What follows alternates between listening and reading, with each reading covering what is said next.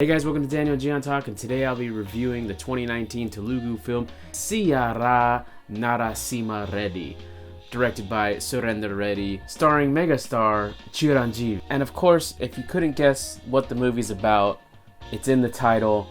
The movie's about him. And I read some articles after I watched the movie, and even in the very beginning it even says that it's based on his life. I'm going to start off slightly negative on that fact because I knew nothing about the guy prior to watching this movie. And so as I was watching the film, of course I knew it was theatrical. I knew it probably wasn't exactly like that. But the whole idea of this guy protecting his people and uniting these different villages to fight against the British was very, very cool. So I was very, very disheartened to read that, in fact, the original guy just did what he did in the film because the British decided they no longer wanted to pay him his allotment. And so he was essentially fighting for money that the British was paying him, as opposed to what the film represents, which is more pro-India, we need our independence. And so right off the bat, reading that kind of weakened the film for me. And like I said, I'm just going to start off negative there, but overall, I did enjoy the movie. The action was pretty darn good, to be honest with you, especially the large epic battle scenes, specifically towards the end of the film, where you're literally having what looks like hundreds of extras on the screen. Now, I'm assuming there definitely was some CGI for these larger battles, especially for the horse shots. I know for a fact some of those horse shots were definitely CGI, but some of those horse charges were not. Some of those large-scale battle scenes were not. It looked like they were actually firing cannons. And so, from that perspective, I was pretty much engaged with the movie. Anytime there was a fight scene going on, my eyes were on the screen because I was interested. I was actually engaged on that level. What the film was lacking was a real concrete story with a true antagonist and these true back and forth skirmishes.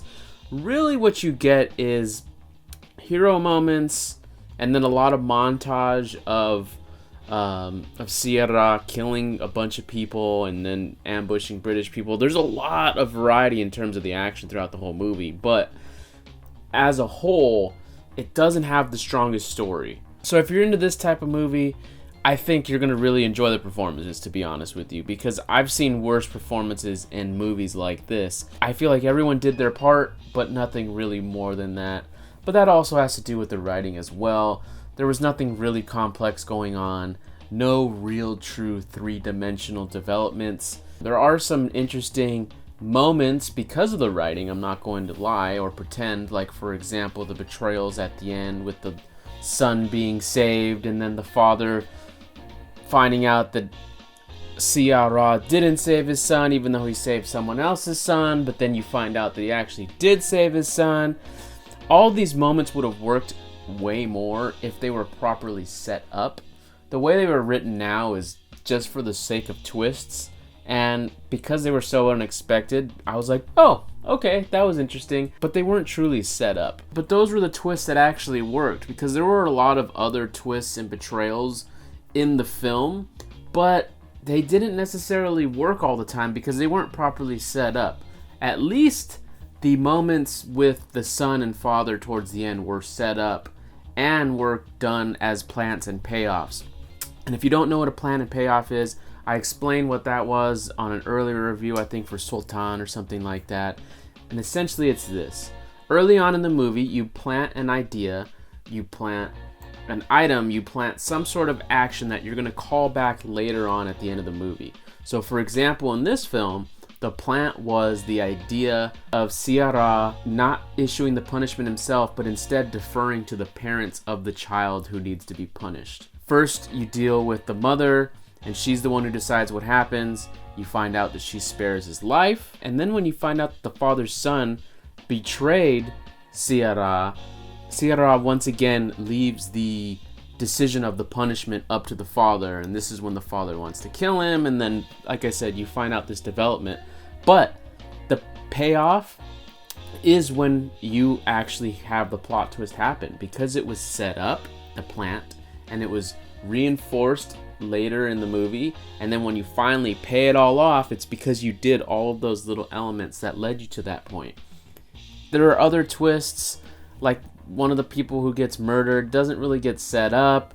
The rival leader kind of hates the Sye Raa, but doesn't really do anything to motivate me to believe that he would just turn, other than for the story's sake. I mean, he has the moment where he says, "I came here to watch you win the battle because the British asked me to, for me to help them out," and da da da da da. It's kind of thin. It's there, but it's very thin. And that's my issue with those twists. I use the quotes because they didn't break the movie. I just wish that they were better, because it would have improved the overall story, in my personal opinion. Of course, I'm sure there's a lot of you out there who are going to be disagreeing with me, probably angry with me, because I'm not just kissing the film's ass from the start of the review all the way to the end, but I'm just being honest. But I do need to shit on the few CGI moments in the film, especially during those art styles where you see the soldiers fighting each other. That really looked terrible. It really looked bad. And some of these aerial shots where they were showing the lands and they were using like Google Maps, it's just really bad. If I did that in my project, I would understand, because it's me. I'm not a big budgeted studio.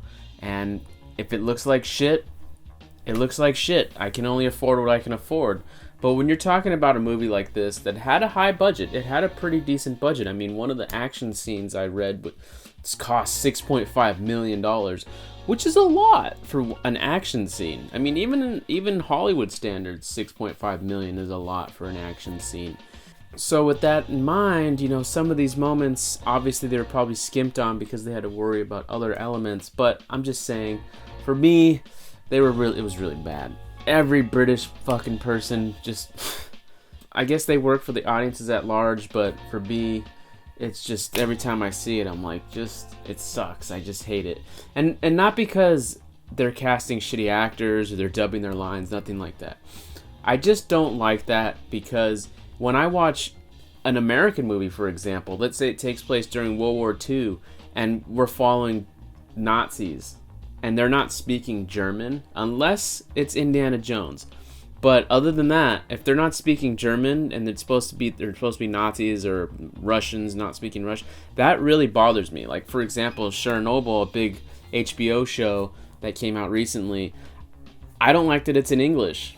It bothers me that it's not in Russian. So as a result, I can't get into it. So when I watch movies like this, it also makes me feel weird when I don't see English being done as English and it's being dubbed in Telugu. I understand why. It's just a personal little thing, that's all. The main draw of this film, without a shadow of a doubt, is the action, and it delivers. For a movie that's over 2 hours and 40 minutes, you gotta have action in it, and it does. And it's very, very good action. I'm gonna not lie to you. There was definitely over-the-top hero moments that I rolled my eyes at, moments that I laughed at. The movie just stayed tonally consistent on that regard. It's a hero movie, and it was giving the audience what they wanted. I mean, some of the funny moments was when he cuts the first British guy's head off and he literally launches the fucking head into space. I mean, not literally, but might as well. I mean, he cuts his head off underwater and then his fucking head shoots up in the air. That was fucking hilarious. At the end, they drop him and he's in the noose and he's being hanged, and then all of a sudden he does this backflip shit and flips out of the noose and kills a bunch of people, and then they decapitate him, and then he's like a chicken and still kills the main dudes. I doubt that happened. That's directed at all the people in the comments who like to get mad at me or Gian for saying that films aren't one-to-one accurate. For whatever reason you guys like to argue with us. I don't understand why you guys argue that fact, that movies are movies and they're not real life. It's not like the person who made this is gonna put this in a museum and it's a historical artifact now. It's not like every single fucking Rang de Basante, all these fucking movies that people love. It's not like those are now historical fucking artifacts that you're gonna find in a museum. If I wanted to learn about this person, I'm gonna go to this movie and I'm gonna know everything. No, it's bullshit. It's a movie. It's based on things. And even the director even said it. Even in the beginning of this movie, it says based on the character, and things have fucking changed. So there were moments like that were just over the top and funny. I mean, but then there were also cool moments like the sieges of the castle. I really dug that. I enjoyed the movie's violence overall. There was hangings, and there was literally a guy's leg explodes. There's decapitations where you actually see blood and like true decapitations. So in that regard, the movie really did live up to that end on the action. It's just missing the story. I just wish that Sanjay Leela Bhusani would like collaborate with Surinder Reddy, and they could just make the fucking ultimate film, because I feel like what's missing in Sanjay's movies is the action, that brutality, that awesomeness, that pure spectacle.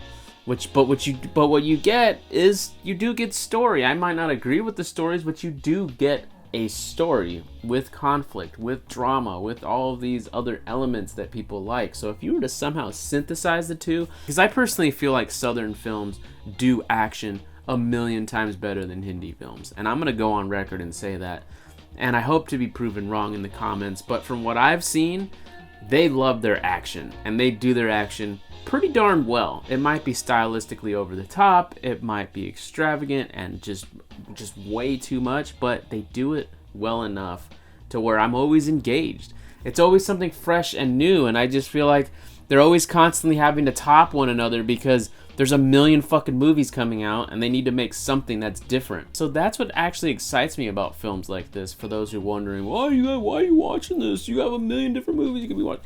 It's because of that element, that surprise factor of the action. And I'm not really the biggest action guy. I just, for whatever reason, am interested in Indian action, especially from the South, because it's just different. It's just so fucking engaging, and I don't know how to explain it other than that. It's just something about it grabs you, and then you just go with it. Sometimes it's just badass and it actually fits, and you're like, that was actually really cool. And sometimes they just fucking throw a Rajnikant curveball at you, and you're literally throwing guns that are shooting people. But sometimes it works. I'm very curious to hear what you guys have to say. As I said before, I really did actually enjoy the film. Now, would I own it? Probably not. It was worth the one-time watch. Maybe revisit it going somewhere down the line. I'm not too sure. But I'd only recommend it for those who are very interested in Southern action movies or are interested in Mr. Reddy's character as a historical figure. So, again, but if you don't fall into those two categories, go ahead and watch it if you want, but like I said, it was worth the one time, and that was it. If you liked what I had to say, share this video and let me know in the comments why you agreed or disagreed. I'll see you on the next one.